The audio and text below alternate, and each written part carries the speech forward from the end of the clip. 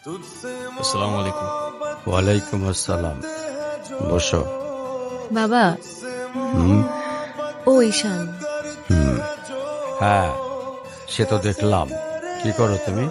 আমি এলএলবি-তে লাস্ট ইয়ারে আছি। ও, স্টুডেন্ট। তোমার উদ্দেশ্যটা কিন্তু আমি বুঝতে পারছি। জি স্যার। তোমাদের মতো ছেলেরা কেন আমাদের মতো বিজনেসম্যানের মেয়েকে টার্গেট করে, কিসের লোভে, সেটা আমার খুব ভালো করে জানা আছে। বাবা, কি বলছো এসব? তুমি চুপ করো, আমি কথা বলছি। তোমার ফ্যামিলিতে আর কে কে আছেন? বাবা মা দুজনেই আছেন, কিন্তু ফ্যামিলি বলতে আমি একা। তার মানে আমি তো ঠিক বুঝলাম না। তারা আমার সাথে থাকে না, সেপারেটেড। ও, বুঝতে পারছি।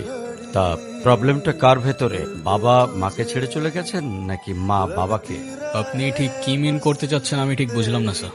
আই মিন, ক্যারেক্টারের প্রবলেমটা কার ভেতরে ছিল, তোমার বাবার না মার? আরে সমস্যা তো আপনার ক্যারেক্টারে। You don't even know the basic manners. কিভাবে কারোর সাথে কথা বলতে হয় সেই ভদ্রতাটাও শেখেন নাই। আমাকে আসছে আমার বাবা মা নিয়ে কথা বলতে।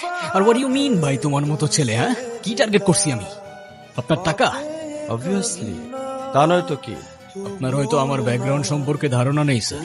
আপনাদের মতো সো কল্ড বিজনেসম্যান আমার বাবার অফিসের লাইন দিয়ে দাঁড়িয়ে থাকে। আমি এখানে আসছি শুধুমাত্র ওকে ভালোবাসি বলে, সেকেন্ড কোনো উদ্দেশ্য সমান নাই। তুমি তো একটা বেয়াদব। তোমার ক্যারেক্টার সম্পর্কে আমি খুব ভালো করে জানি। তুমি রাস্তাঘাটে মাস্তানি করো, আর তুমি কি করে ভাবলে যে তোমার মতো একটা স্কাউন্ডারের হাতে আমার মেয়েকে তুলে দেব? বাসায় ডেকে আনছেন অপমান করতে। আপনার বাবা মাই তো আপনাকে ভদ্রতাটা শেখাইতে পারেন। আপনি আসছেন আমায় জাজ করতে। বেরিয়ে যাও, এই মুহূর্তে আমার বাড়ি থেকে বেরিয়ে যাও। Get out!